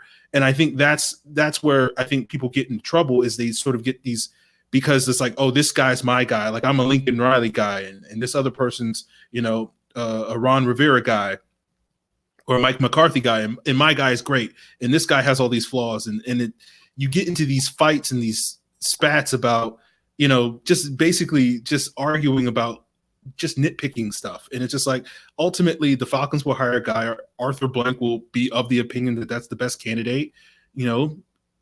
Whether or not you trust Arthur Blank's opinion on that is certainly a choice that each individual has to make on that. But, Arthur Blank has generally done a good job hiring coaches. Now, if you want to base it off of the metric of how many rings has he got, okay, then we may not be able to praise Arthur Blank's hiring practices there, but clearly the Falcons have had a lot of success under Arthur Blank, and obviously he's going to consider whoever the next coaching staff is going to be quite a bit. So it's going to be one of those things where there are going to be pros and cons to any hire. And this notion that I think people have that, my guy is the perfect hire and he's going to be the great guy. Like, I could probably sit here and spend 30 minutes poking holes in Kevin Stefanski if I really wanted to, but I have no desire to do so. But it's just one of those things where it's just like people just need to kind of relax on some of this stuff and just sort of let the process play out however it plays out. Certainly you should be allowed to have your opinion on who you think the best hire is. And certainly if you feel strongly about a certain candidate, then by all means express those opinions. But at the end of the day, you got to understand that there is no perfect coach that's going to come in and swoop in unless Arthur Blank can somehow convince Bill Belichick to leave New England, by paying him you think he would leave New England for $100 million contract a year? If he pays him $1 billion over the next 10 years, I think he probably might leave New England if he tried to do that. Yeah. Yeah. Sell him the team exactly in the process. You could have your horse. You could have your horse in the race, assert your opinion why you think they're the best. But at the end of the day, it's going to fall where the chips are going to fall. I mean, get your takes out there. That's your brand. Sure, go for it. But, don't take it too personal if someone else feels some way differently. And, if you don't agree with them, all right, just agree to disagree and move on. I mean, again, it's not that serious. I like to state my opinion on what I think. But I'm certainly open to discussions and debates on things. If you have sound reasoning behind what you believe. So I think that's a good place to leave that. Do you want to go through some of these mailbag questions here quickly before we call it a show? Yeah. I thought, there was a couple of interesting ones. Fan since 1988 asked, now that the Falcons are officially eliminated, which young guys would you play and how much? Which guys will the Falcons play down the stretch? I know you're going to say Deidre Stenot, aren't you? Yeah, I mean, that's at the top of my list. There isn't a whole lot of options. I mean, obviously we haven't seen too much of Kaminsky. We haven't seen really any of Jordan Miller. And again, the second part of this question, which guys do you think we'll see play? I don't think we'll see really much of any. Maybe if any of them, it's John Kaminsky. But I think the one, another, small interesting takeaway from last week was, Kaminsky was a healthy scratch, wasn't on the injury report last week. And, as I said, healthy scratch, JTM had 9 snaps. So he's continuing to fill in for Kaminsky, and I'm not sure he's going to give that spot back. And Kaminsky might just have to wait till next year to get some more playing time. But, those are kind of the three. I mean, we did talk about Olamide Zaccheaus. I'd like to see more of him. But, again, don't really see that necessarily happening. Yeah, I mean, I don't necessarily care all that much if I'm being completely honest. If some of these young guys play, I certainly won't complain if they do. But ultimately, I don't need to see a ton of Quadri Olison. I don't need to see a ton of some of these guys. It's not going to make or break. The season's long since over, so I get the sentiment behind why people want to see these guys. Don't get me wrong, but yeah, Olison would probably be on the list. You mentioned Zaccheaus, obviously Lindstrom is another guy. Kaminsky, Stenot, Jermaine Grace would have been on that list, but unfortunately the Falcons decided to cut him. Jordan Miller, he's basically only gotten garbage time snaps this season at cornerback. One interesting thing I want to add. Sorry to cut you off. One interesting thing I want to add on Stenot. I've been following him on Instagram for quite a bit. He's been posting, all these workout videos. He looks pretty cut down, and so I'd like to. If there's any reason I'd like to see that, maybe part of the program was to try to make him at least more flexible to play that 3 tech. Again, he doesn't look as stout and stocky as he did at least last year and in the preseason. So, I'm curious to see what's happening in the plan D with him. And, that would only help him moving forward as if he can add a little bit more punch and gets a little bit more explosiveness off the snap and can play more than just the 1 tech. Because that's been his issue all along that we've said repeatedly on here was that, he's a nose tackle. They have a nose tackle. You're not going to play more than 1 nose tackle. So, if he can show that he's actually, he has in fact cut down weight and can play more than just the nose tackle and be somewhat of a factor in the pass rush, that's intriguing, and that is only going to help him. And again, I wouldn't sleep on him or forget about him. Hopefully, future coaching staff, again, it all comes down to what scheme they're running, but hopefully he still plays a part, because I do think he's a good player. And, for whatever reason, they didn't want to trust him this year, and they wanted to go with Davison, which has worked out. But that's one reason I'd want to see what he can do, because it does look like he's reshaping his body to the point where he's not just a nose tackle anymore. Fan since 1988 has a second question. He says, just came out that Tepper is looking for an offensive-minded coach that embraces analytics. He's getting a head start on the search over Atlanta. If you were the head coaching candidate, would you rather coach the Falcons or Carolina in 2020? I kind of already jumped the gun by answering this on Twitter, so I'll let Matt give his answer before. Well, I want you to say your full answer. I know it's not much longer than that, but then I'm going to kind of piggyback off of that, because I did think you made an interesting point why you said Carolina. Yeah, I picked Carolina, and this is all the difference of what basically like 4 months of football makes, because if you had asked me this question in August, I would have definitely said the Falcons. But essentially, the reason why I said Carolina is just because I think they have a better young nucleus. I think a lot of their core players are younger guys at the beginning of their career. So if you're a head coach and you're basically like, I want to be in a place for 5 years and I want to grow the brand, as opposed to if you're coming to Atlanta, I think there's somewhat, because the nucleus that we thought we had assembled, 6 months ago with Tack and Grady Jarrett and Deion Jones and Keanu Neal doesn't quite look as promising on the defensive side of the ball as it looked 6 months ago. And then on the offensive side of the ball, you have Matt Ryan, you have Julio Jones, you have Alex Mack as sort of core players, and those guys are on the back ends of their careers. You do have some young players like Calvin Ridley and Austin Hooper, and you have some young pieces on your offensive line. So it's not completely, all bunch of gray-haired old guys, but it is one of those things where in Atlanta, it's not necessarily as strongly right now with the needle pointing up. And I think Carolina, you're already sort of catching them on the upswing. You got to figure out what the situation with their quarterback situation is. But I think you kind of can get out of the Cam Newton contract after next season. And if you want to start over at the quarterback position, you probably will have that opportunity in 2021 in Atlanta. And not to suggest that you would want to make that choice, but in Atlanta, you're kind of locked in for Matt Ryan for the next 5 years, pretty much. And, I don't think that's a bad place to be by any means, but it is one of those things where, you're kind of locked into an older, potentially declining quarterback over the next 5 years, where in Carolina, you got a little bit more leeway there.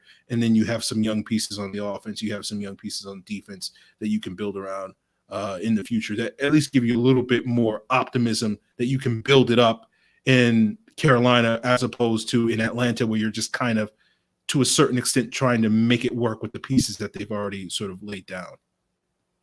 Yeah, I think that point about the quarterback, though, is the biggest reason why I'd still lean Atlanta. Just now, if Cam Newton was, healthy, and because Cam Newton got off to a strong start in 2018, if he never got hurt again, maybe I'd lean towards Carolina, just because, like you said, I think their core is young and on the uprise. I mean, DJ Moore is having a breakout second year as a wide receiver one. I mean, they have Christian McCaffrey, arguably the best running back in football.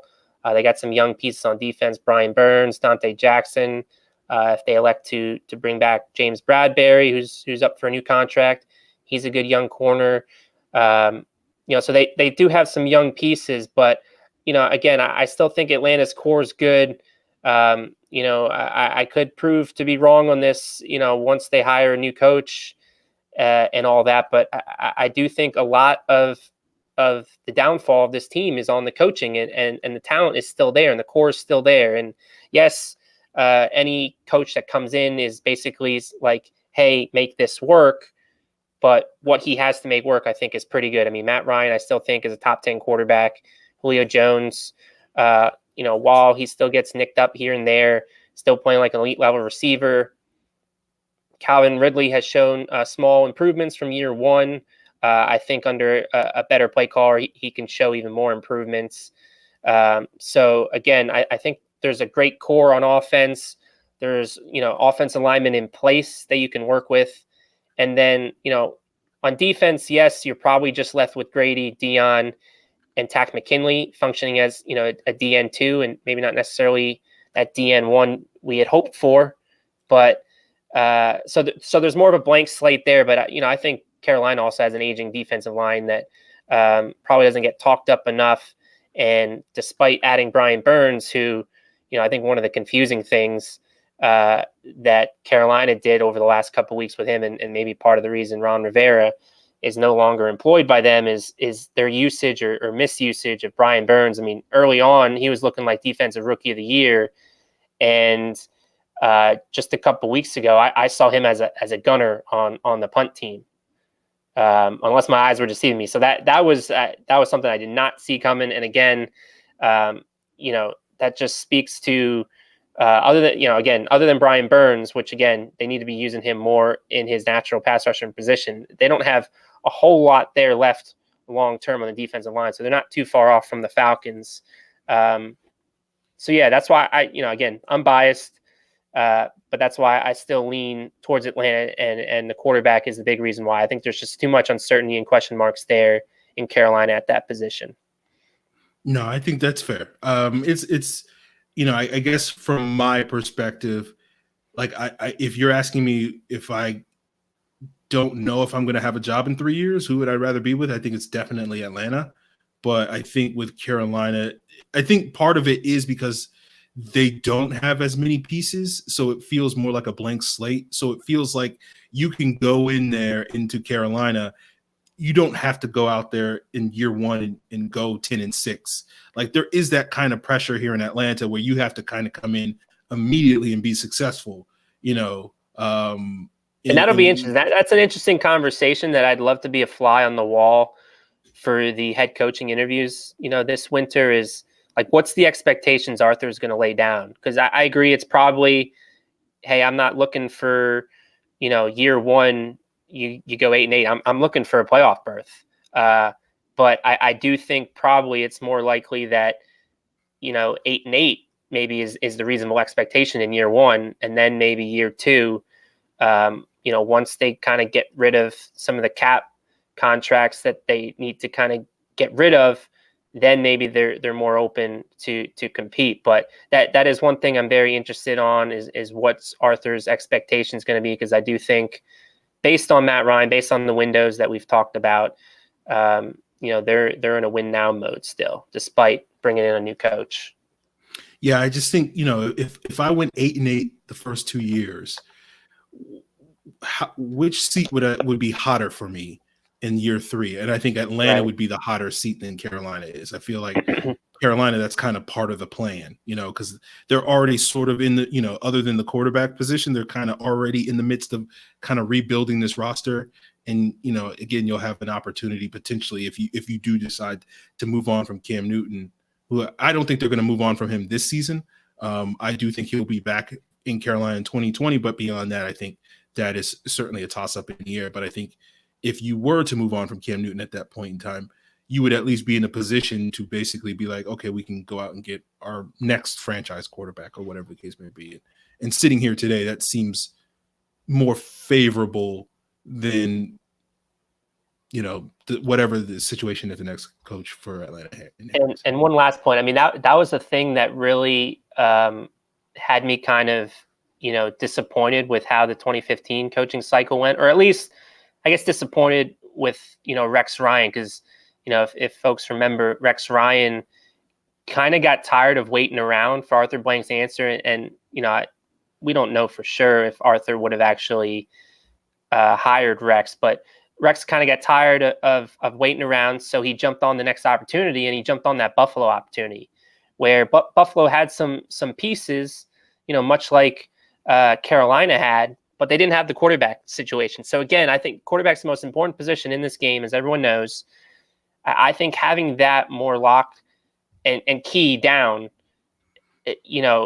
would assure me as a coach that like, hey, I can win with this. Whereas, if I don't ever get that quarterback, it's very unlikely that I'm going to win. So I hear what you're saying. I hear what you're saying about the pressure, and that's absolutely true. But I think it takes a little more pressure off knowing, hey, I got the quarterback under control for the next 3-4 years.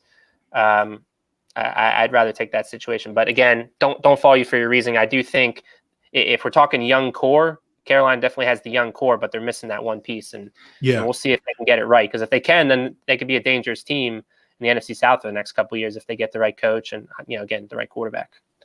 Yeah, and part of it is if I'm pretending to be a head coaching candidate, I'm deluded enough right now to sit here and think, I can get into Trevor Lawrence sweepstakes in 2021, even though that's probably not realistic. But I'm like, I can always get a quarterback sort of thing. But we'll sort of see how. Well, I thought about that with Greg Roman and potentially Justin Fields, because I'm trying to think like, where could Greg Roman go? Because I'm very fascinated about him and potentially a lot of teams being after him. But he needs that right type of quarterback. And, it's going to be very tough to find another Lamar Jackson. But Justin Fields might be the closest thing coming up to run an offense like that. And, again, it's tough because there's only one Justin Fields. There's 32 other teams, and you got to have it fall completely right. I mean, you're seeing the Dolphins right now. They were in a tank situation wanting to be that number one pick, and now it's probably not going to be the case. And again, they can maybe still get their quarterback, but they just made things a heck of a lot tougher for themselves. So, if you find yourself in that situation, it's great, but it's going to take a lot to fall into place. So, again, I'd rather have that quarterback. I'd rather have a certainty, and you could worry about the future and getting your future quarterback in there down the road. We have two more. I don't know if you want to. We're hitting the 1:30 mark. If you want to maybe quick hit these. We can hit these quickly. Yeah, we can get out quickly. I think we got Brian at your homeboy Brian. Do you think there's any chance Arthur Blank will offer Dan Quinn a demotion to be a D coordinator, D line coach before he fires him? Part two, you think Devontae Freeman would take a pay cut to avoid getting cut? For me personally, I don't think there's any chance Dan Quinn takes a demotion. I don't think we've ever seen that. I don't think there's any precedence for that. So there's pretty much zero chance of that happening. Whereas there's, I think, a good chance, at least it would be on the table as far as negotiations for Devontae Freeman. Will he do it? I don't know. That comes down to what his agent's telling him as far as what his market could look like in free agency at 28. But I certainly think that's a potential possibility just because, again, unless the CBA gets rectified and renewed before free agency, 2020, there's going to be no post June 1 cuts. So, what that means is there's going to be a bigger dead cap hit if the Falcons were to cut Devontae Freeman. So for both parties, working something out might be in their best interest. But again, it all comes down to whether Devontae thinks he can, get close to what he'd be making in 2020 on the open market, which again, I don't know. Yeah, I'm trying to look up Devontae's. I think it's like $9 million or something like that. Yeah, it's $9.5 million, $6.5 million base. Yeah, so basically, the expectation, I guess, is the Falcons would ask him to reduce his base salary and save some money against the cap and basically, guarantee turn it into signing bonus. So he wouldn't be taking a pay cut. He would just be moving money around or something like that. That's the simplest way that teams typically create cap space and restructure things. Well, what did the Falcons do with Andy Levitri a couple years ago? It wasn't necessarily that type of restructure, though. He actually wasn't it an extension for Levitri? I'd have to go back and I'll tweet it out if I figure it out. I think he actually lost out money. I don't think it's necessarily like your typical restructure was just moving it around or an extension. I think they basically guaranteed money on the back end. And I think there was a lot of roster bonus triggers too based on play time. I'll take a look and tweet out my findings, but if they did a standard restructure, you're not really necessarily Devontae wouldn't be losing anything. It would just be a cap manipulation. So maybe they do that. Again, we've talked about it. They're going to have to get aggressive with some of these things. And one thing, I guess, while we're on the subject that you pointed out to me, Aaron, was the whole Jake Matthews thing. We've talked about, another Jake Matthews restructure, but now they can't do that until September, based on that 1 year rule. For those that follow us, the Julio Jones contract, part of the reasoning for the holdup this summer was they had to wait at least a year from his last restructure. That's a rule in the CBA. You can't have your contract restructured twice in 1 year's time, so you have to wait a year. So Falcons can't get any cap relief from a Jake Matthews restructure until September. So they can restructure Matt Ryan's contract before free agency, but they're going to have to look elsewhere if they want to save money on the cap before free agency, so they can be some spenders. So I think it's a point worth keeping in the back of your head that they can do it in September, but again, they need to find money in February and March, and they're going to have to wait on Jake Matthews. So something to consider. Yeah, and I'm looking at these running back contracts. So basically, let's imagine a scenario where Davante is asked to take a pay cut, and basically he would be, by declining the pay cut, he would be losing out on the $6.5 million that the Falcons are going to pay him as base salary next year. And then you look at some of these contracts, like what Latavius Murray signed with the Saints, where it was about $3.6 million a year, but he got about $7.2 million guaranteed. You see what Mark Ingram got from the Ravens, which was $5 million a year, but was like $6.5 million guaranteed. So you could certainly understand in that situation where Davante's representation would sit there and say, like, well, we can get $6.5 million from the open market from some team out there looking for an older running back to sort of, share the workload with some young horse or whatever the case may be. So I could definitely see, like, to me, so that goes back to what we just talked about, that if you're the Falcons and you want to keep Davante and lower his cap hit, you probably just go with the simple restructure where he doesn't take a pay cut and you just move money around. And I think you would save roughly the same amount that you would save by just outright cutting him if you did it that way.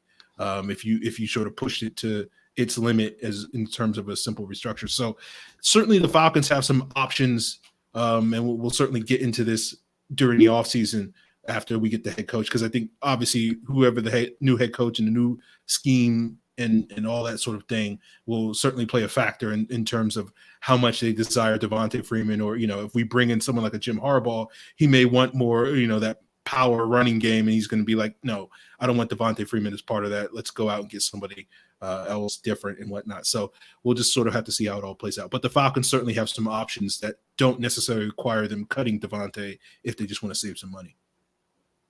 Yep. Yeah. I think those, the Murray and the Mark Ingram contracts, I think those are great comps for what Devontae would be looking on the open market, and the guaranteed money there is equal to what his 2020 base salary is. And again, when players get cut, they try to make themselves whole again and get the money that they'd be due in that year. So seeing that Murray got $7 million guaranteed, seeing Ingram got $6 million guaranteed, there's a good chance Devontae could make himself whole again if cut. So if you really want to keep him, the restructure, like Aaron said, it's probably the best way to go to keep Devontae. So again, a lot of it is contingent on who they bring in, but I think it's less likely he takes a pay cut based on some of those facts than it is something like a restructure or just an outright cut. We got one more.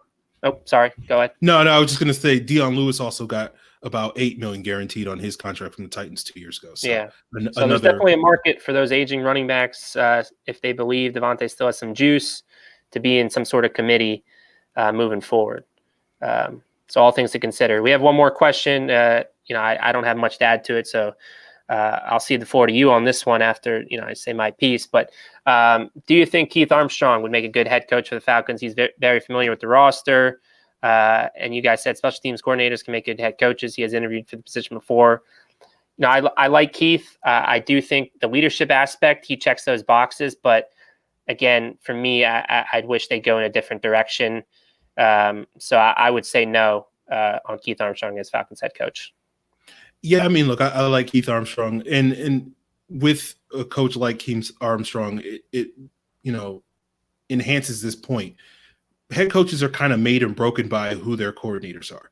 That's like the little discussed thing, is that people always want to put it all on the head coach and sort of like, oh, this guy's a genius and this guy's going to fix all the problems. It's like, no, it's about the 12 other guys that he winds up hiring that kind of make or break a head coach's success or failure. And you often see with teams, once they start, having assistants leave, they have a hard time being able to achieve the success that they had early on. And you can argue that that was a situation here in Atlanta, particularly with the offensive side of the ball.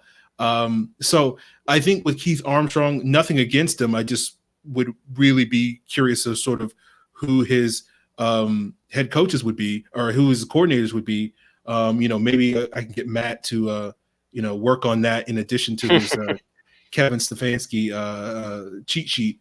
But, I think the last point I'll say is I've seen a lot of people sort of the mindset that the Falcons want to maintain as much continuity with this coaching staff as currently.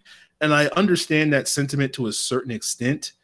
But I also feel like this kind of belief that we just got to slightly tweak it is kind of a little misguided, like it's not to sit here and be like, the Dan Quinn regime, as Matt said earlier, is terrible and is, completely ruined this franchise or anything like that. But I just feel like if all you're trying to do is just slightly tweak it and just, keep Raheem Morris and keep Jeff Ulbrich and bring back Keith Armstrong, I just feel like what's the difference between just keeping Dan Quinn in that? It doesn't feel like you're really changing anything. You're just giving the same group of guys the same opportunity, just slightly adjusting it. So how do you feel?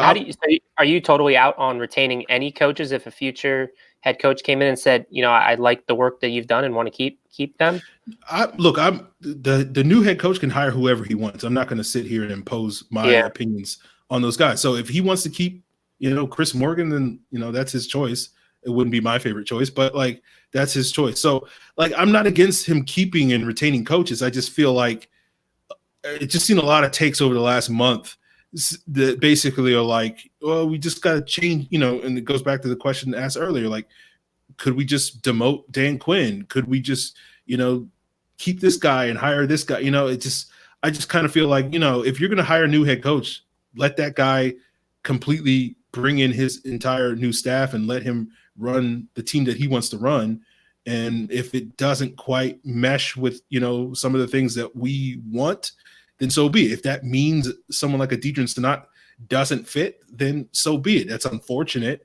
And, again, I'll say what I'll say come March or whenever, but like, I wish Deidre Stanot the best because he's a really talented player that just basically didn't get an opportunity in Atlanta. And I'm sure I could say that about a ton of other players like Marvin Hall and others guys out there that just Jermaine Grace. So it's one of those things where like, I don't necessarily feel like, I'm just kind of open, I guess, to the new guy just completely hiring a brand new staff, and the idea of retaining some continuity from this current staff just doesn't necessarily appeal to me. Not because I feel like this staff is terrible. I just feel like if you're going to change coaches, then change coaches and bring in a brand new set of guys.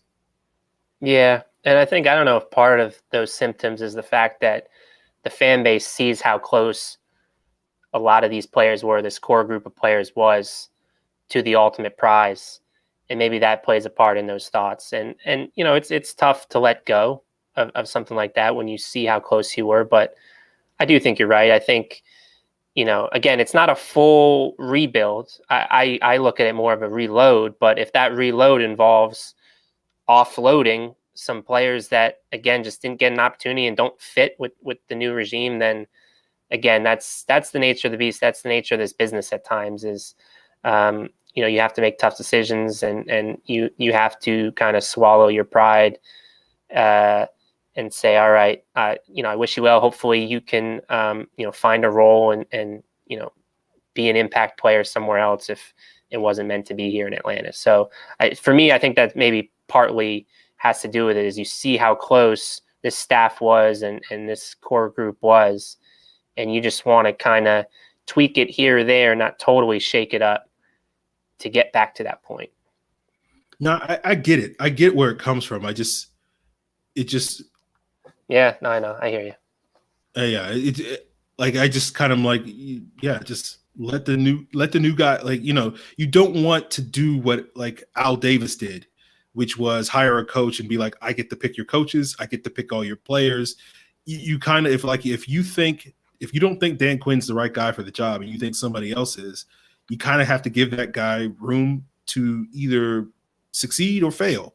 And you can't just basically like hold his hand and like, I want you to be successful, but you have to do it with these, 30 players on the roster. We talked about this before where like when you have a new head coach, as was the case with Dan Quinn, there's like 50% turnover on your roster. So a lot of these guys that we're sitting here, like, I hope this guy, I guess that's part of the reason why I'm not as sort of keen on, we need to see some of these guys, because I know a lot of them just are not going to be back next year.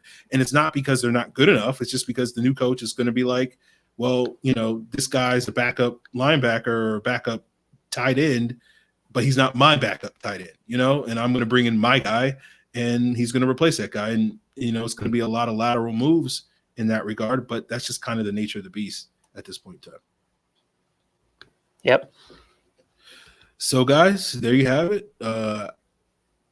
Hour and 45 minutes. We did a great job answering those questions quickly in 15 minutes. So, we always do. Yeah, pretty much.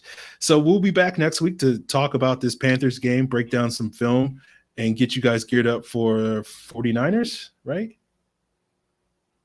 Yeah, 49ers, then Jaguars, then finish it up with the Bucs. Yep.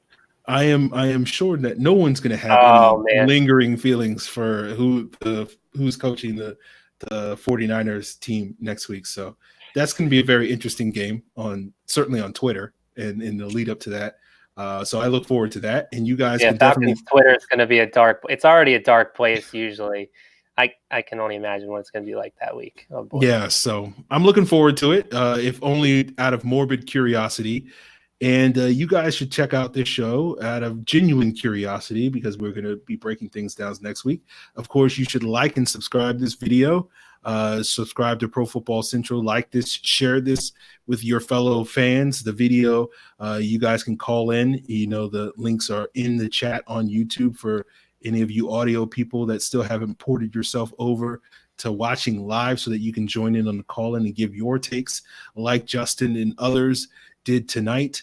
You guys should check us out for the audio version on profootballcentral.com, where you can find all the links at the Falcons PFC Twitter page. That is the Twitter page of this Falcons Central Radio show. Check out Matt and I on Twitter. I'm at FalcFans. Matt is at Matt Karoly. That's MattKaroly. Check out Pro Football Central on Twitter, PF Central. Falcons Central Radio on Facebook. Did I miss anything? I think we got them all. Yeah, I think we got them all. So appreciate you guys for checking us out. Matt, you got any last thoughts before we duck out?